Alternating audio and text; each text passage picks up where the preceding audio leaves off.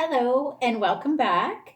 Today we are in Thailand and I'll be introducing you to the first of our three ladies, Isra. Isra was really interesting because she is based on a real character. When I was in Thailand, I was in a little travel agency in Chiang Mai, which is in the north, and was waiting to to get my visa so I could go to Burma. And while we were in the travel agency, the door opened, and in comes this rather dapper British gentleman who asked my friend and I if we had been to the ladies' prison because the prison has a spa. We hadn't, so we went to the prison and had a spa treatment. The women there, it was a vocational program, so they were being trained in skills that they could get jobs when they left the prison. So you could get your hair done, your nails done. They offered all sorts of treatments, and I thought this was fantastic and very cool that this gentleman had introduced us to this spa. Well, as it turns out, we ran into him again and he shared a little more information.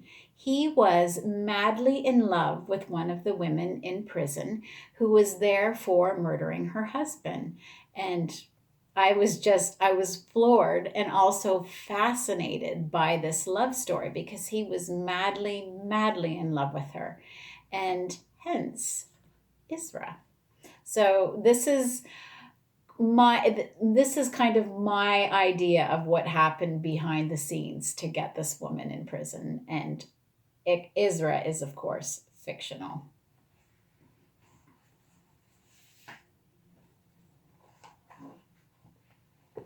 I did not need to see my hair to know it was a bad shade of purple, not the subtle hue of a grape that has ripened in the sun, but a screaming violet. I allowed the new girl in the salon to color it. I watched her stir the formula in the clear plastic container with quick, meticulous strokes. I could tell by the expression on her face that she was more concerned about her stirring method than she was of the actual color she was mixing. She did a lovely job of blending the torrent of violet, she kept adding. I did not need to be a colorist to know that all that violet was not going to be good. Rather than speak out, as I typically would have done, I pressed my lips together and watched her foil and coat section after section of my hair with a blinding violet tinge. She tinted my hair with the brush strokes of an artist, lovingly laboring over her masterpiece. That was one of the reasons I did not disturb her, as I was deeply enthralled by the effort she put forth and did not want to disrupt her concentration. This was a woman, I concluded, determined to perfect her trade so that when she emerged from the cosmetology program, she would be armed to succeed. The other reason was that she was new and she had to learn. Some might argue it would have been more effective to have told her at the time the color was wrong. But I did not see the value in doing that, for I believe knowledge is acquired from the luxury of being able to completely immerse oneself in a task from start to finish. People learn from the mistakes if they are allowed to make them. Besides, what did it matter? I was in prison. No one important was going to be looking at my hair. I was afraid my hair would stain my sleeping mat, but I gave in to exhaustion and allowed my head to rest on it. I crossed my legs at my ankles and waited for sleep. I did not have to wait long before my breathing slowed and my subconscious gave way to the gentle rhythm of my dreams. But I was not really dreaming. I was seeing the reality of my life unravel before me and the rationalization of my existence emerge with haunting clarity.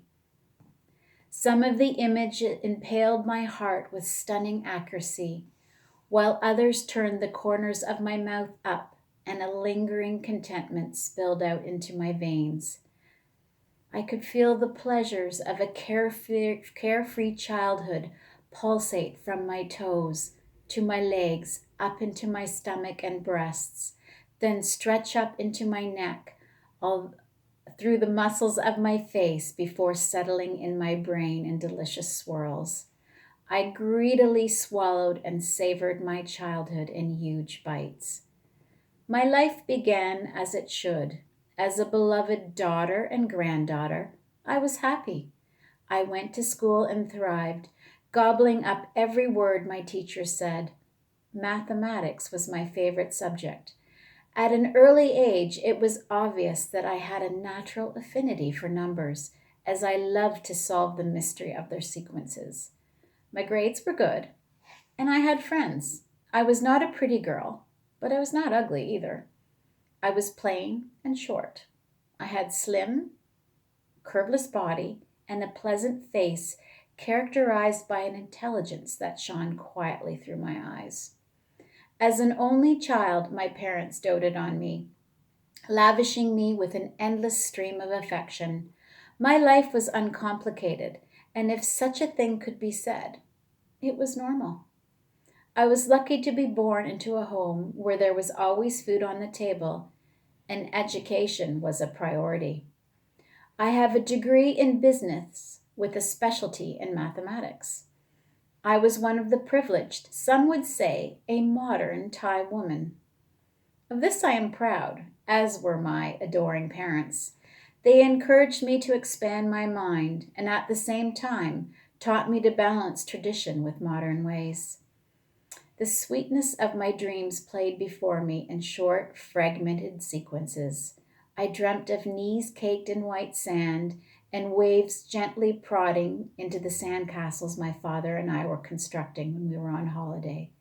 I dreamt of my mother and I picking blue bougainvillea and stringing them together in long perfume necklace chains.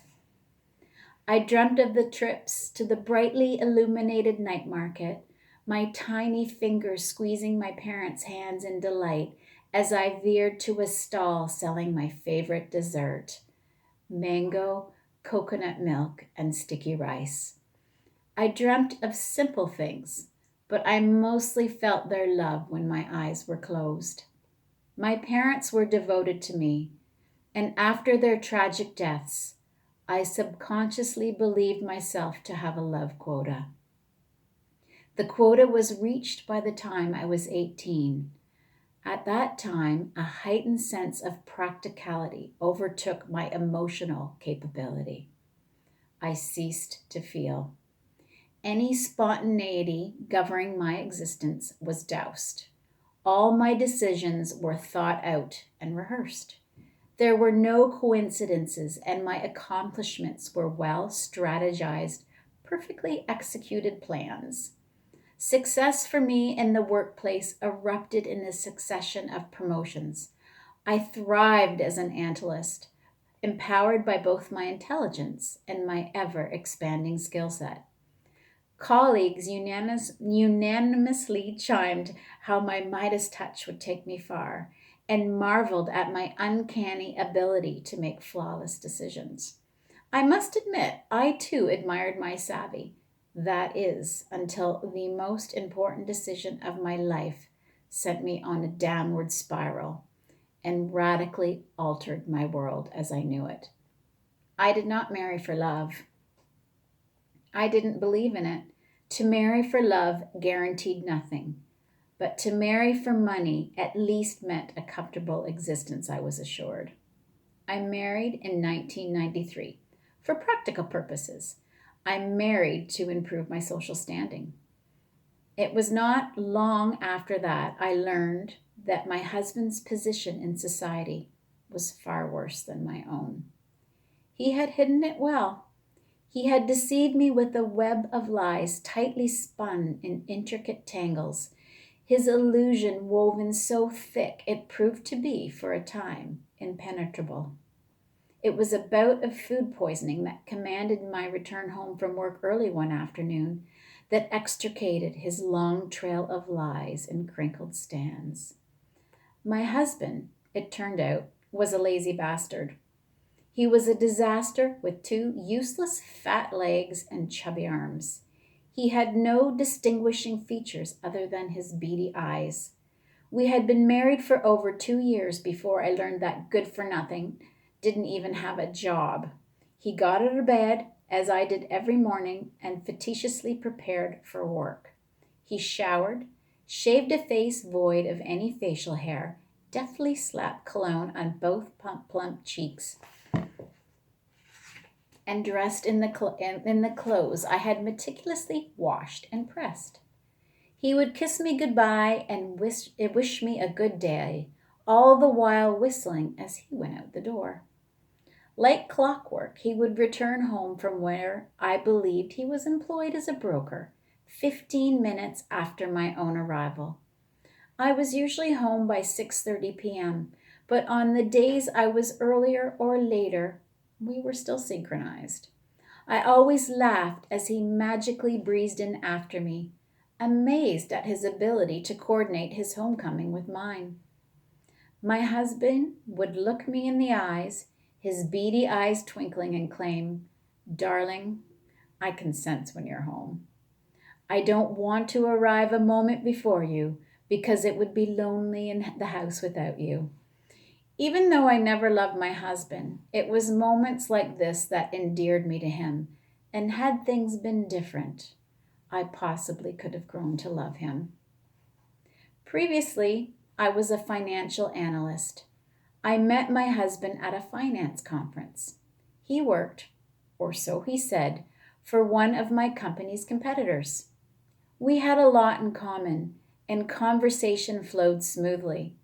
The way he subtly boasted about his career, delicately injecting fragments of information ever so modestly, helped me deem him a perfect candidate for matrimony. I mercilessly wooed him, flattering his ego shamelessly until he could not help but succumb to my advances. Oh, how he played me. Throughout the duration of the tactical conquering of my prospective husband, I fantasized about our prosperous future. Within 5 years of our marriage, we would own our own company. 5 years after that, we would have a staff of 20, all vying for our approval. "Yes, we think you're doing a satisfactory job," I would tell our employees. Then I would add, for good measure, "We're thrilled to have you on board. Thank you for your hard work." I would not want to sound too ungrateful, as their efforts were, after all, contributing to the vastness of our fortune. My husband and I would work hard, and we would be opulently rewarded. We would drive fancy cars, live in a big home, and have a small staff catering to our every whim. I would only wear designer clothes, as my skin would cringe at lesser fabrics. Each night, when I would arrive home, the other wives in the neighborhood would whisper words soaked in envy. "Look, there's Isra. Doesn't she look wonderful? Did you know she and her husband only started their company 5 years ago, and look at all the money they have now? Did you know she doesn't even have to work? She only does because she enjoys it. She's a very smart woman, smarter than her husband. If it wasn't for Isra, they wouldn't be that rich." I replayed these conversations of the four neighborhood women over and over in my head, perfecting the tone of resentment in each of their voices. I would step out of my new shiny black Mercedes and wave in greeting to the women who, although jealous, admired my accomplishments and longed to be like me. I would be forever gracious, so the woman could not help but like me. I wanted their envy, but I also wanted them to like me. And that was how my life would gracefully unfold. It would be easy. The plan was foolproof. All my husband had to do was his part: save and work and save. That was what I was doing, depositing my bi-weekly paycheck into a joint account. I also secretly set aside a smaller portion in a private account. My husband took care of all our expenses and paid our bills. He said he enjoyed doing so, and it was his pleasure and duty as a good husband. I foolishly never saw beyond what I had perceived as pride in his manly duties. On our fridge, he posted a graph illustrating our savings to date. They were healthy in part because I was a woman well versed in numbers, and I had invested my parents' estate wisely. Interest was detailed, and forecasts as to when our goals would be met were highlighted in red. Modifications were made bi weekly, revisions were inputted for promotions and bonuses. Every week, he would take out our previously agreed upon budget for entertainment, living expenses, and an emergency float. It was kept in a white envelope in a coffee container beside the fridge. Within the envelope, he would always enclose the transaction receipt detailing our account balance. I did not know these receipts could be faked. I trusted that fat, lazy bastard. I had no reason to suspect things were amiss. We lived comfortably, but frugally. There were no extras, not even a maid, which we could have afforded on my income alone. But at my husband's insistence, and he presented a graph to support his view, the small amount of income we would save by not having a maid would enable us to own our company months earlier than projected. I never argued with numbers, for I was a practical woman. I could make do without a maid if it got us to our dream earlier. And then it happened. I thought I was going to die. I prayed to Buddha and hoped that he would claim me and put an end to my suffering. I had had yellow chicken curry for lunch. It tasted the same as it always did, but it did not sit the way it usually did. My stomach screamed in rebellion until I could no longer sit at my desk. Perspiration formed at my temples and slowly slid down my hairline, pooling, eventually at the nape of my neck. I could not stand the pressure in my head or the film of perspiration that was accumulating on my skin. I had to get out of the office before my colleagues witnessed my rapid deterioration. When I arrived home, I could hear the voices from the television. It was an afternoon soap opera greeting me. I thought, this is funny, as no one should have been home at that time of day. Overcome, I retched on the front step, and hot vomit spattered on my legs and feet. Mortified, I staggered to where we kept the hose at the side of the house, unwound it, and when I had enough slack, washed the sickness away. I watched yellow bile mixed with water and mushrooms splash across the front step, across the tiles, and down into the parched earth. My stomach felt as if it were shriveling into tiny bits. Sharp pains shot through my ribs and bowels, and in an effort to get to the toilet, I charged through the door. Upon doing so, I discovered my husband lying on the couch in his underwear and undershirt, smoking a cigarette and licking chicken grease from his plump fingers. He recoiled at my presence. At first, I thought it was because of the way I looked, but the shock had nothing to do with the sourness of my skin. It was my unannounced arrival. He quickly said that his boss had given him the day off because he was doing such a great job. He's so pleased he's giving me a big bonus. Without lifting his fat butt off the couch, he called out to me again. Are you all right?